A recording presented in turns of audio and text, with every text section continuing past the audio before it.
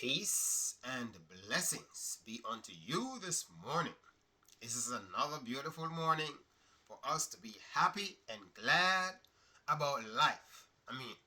What could be better than life? Nothing is better than life.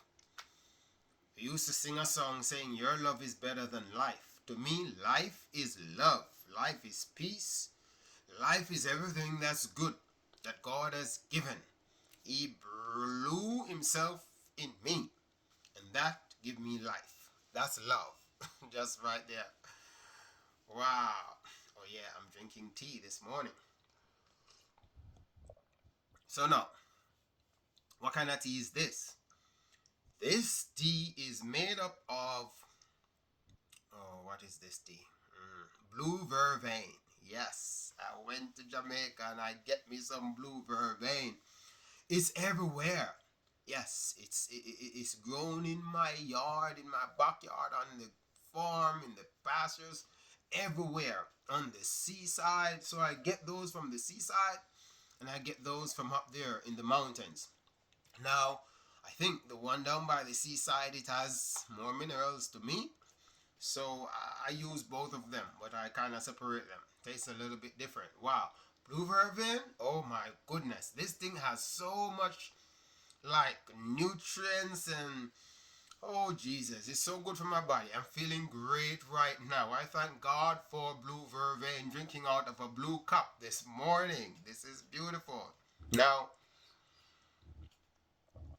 I'm feeling good this morning, and I'm feeling good because I went to bed and sleep well. So I go to bed and I did not eat before I go to bed. And that is a very good point. Because you have people waking up and they're so tired in the morning and they wonder why are they so tired? Because they eat just before going to bed. How can you eat before you're going to bed? And then it's less to what you eat before you go to bed. So you have to be careful of what you're eating before you go to bed. I think the only thing that you should be eating before you go to bed is prayer. Yes, your life should be a life of prayer. Men ought to always pray. Pray without ceasing. So my life is a prayer life. That's all I live every single day. It's a prayer life. Never stop praying. Yep, I'm praying for you right now. Yeah, always praying for you. Yes, that's my life right there. Always praying. Always in a state of prayer. That's why nothing can do me anything because I'm in a state of prayer. Something come that not supposed to be there. Yes, I'm in a state of prayer, a state of peace, a state of holiness, a state of oneness, a state of righteousness. Yes, a state of joy, a state of compassion and caring towards one another. So I'm drinking tea this morning. Now, go back to that before eating, before going to bed. Now, before going to bed, I try to eat about 3 hours before going to bed. Sometimes even a way lot further than that because I might finish eating by 12 o'clock sometimes. And if I finish eating by 12 o'clock, I'm not having anything more until like the next day, 12 o'clock again. That's like a 24-hour thing. Well, they call that kind of intermittent fasting. You see, we are always fasting. We thank God for that little thing called fast. Because if God didn't give us like a fasting that we got to do on our own, can you imagine? How would we manage? The fast that God gave is when you go to your bed, you don't eat until when you wake up the next day, and then you start eating again. So if God did not give us that little fast, then we would all die. We have to fast. People must fast. If you don't fast, you must dead. Heard about a man who I think he was up for a long time. Like, oh Jesus. So he was eating all this time. Up for about 4, 5, 6, I think it's a world record. 8 days, something like that, I heard. And guess what I heard? I heard that he didn't live like a year after that. He was in insomnia, all sort of stuff going through him. He was, yeah, going crazy. because the brain didn't get time to rest and recuperate each day. It's like a sprinter. Every time a sprinter runs, he pull a muscle every single time. So a little fiber is removed and a little fiber is shift, and so it becomes stronger like a week later. So you didn't really see a big pull, but there. That's why you don't go and you run fast every day. You go to training, and same thing. Your body needs healing and stuff like that. So eat early before going to bed, and then when you go to bed. So this is what happened after you finish eating early. Your body start packaging this stuff. So whatever you eat, it package. And then when you're ready to go to bed now, and you go to bed, it start delivering.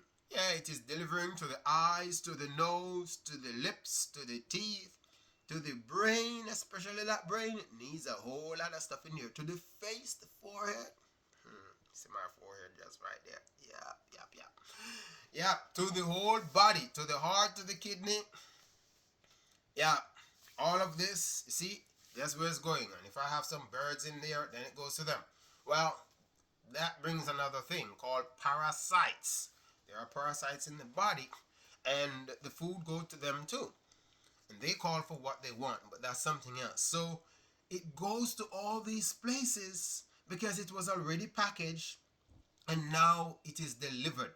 So as you're sleeping, healing is taking place.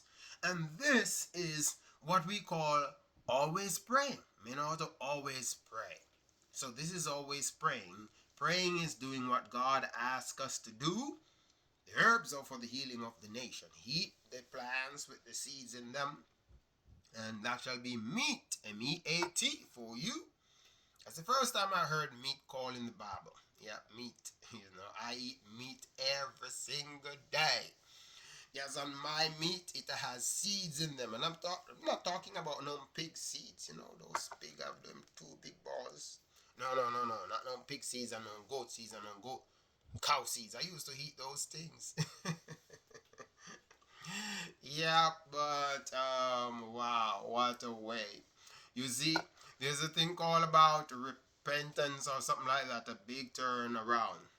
So it goes to the different organs in the body, and now it is healing that part of the body. But if you eat just before bed, even 1 hour before bed, and then you go to bed, while you are there, the body is packaging. It is cutting up, especially we eat a pig, a chicken. Slaughtering is taking place inside of you. And while this is happening, you are turning and twisting. And you think about all of that. You're doing so much work throughout the whole night. You sleep for 10 hours and you spend 8 doing all of that cutting up. And then 2 hours package. As soon as you get up, you're still heavy. So it's now time to bring the nutrient to a different place for healing. But this is daylight. So only about a quarter of that is going to happen to you. You're going to be getting about a quarter of the healing, stuff like that. So you don't want that. You want healing to take place. You want the nutrients to come to your body. That's why eat early. And if you're trying to eat late because you think you're hungry, it's just some parasites calling for that. Yeah, parasites are in us, and they call for things. You see, if parasite tell me that I need to go down to Bojangles or KFC or something like that, yeah, I just go around the garden, I pick up a bean and I start eating it. Pick up some callaloo and start eating it. Yeah, pick up a piece of okra leaf and start eating it. They don't like that. They calm. They're not gonna ask me for golden corral or Kentucky fried chicken for the next 4 months. Because they know I'm crazy. Yep. So be careful of the time that you go to bed in terms of eating. At least 3 hours should be up on that clock. Yep. And take care of your health. And I'm drinking tea here. It has no sugar in there. It's just wonderful. It tastes good. Throw a lot of water in it and it shall be good. Bless.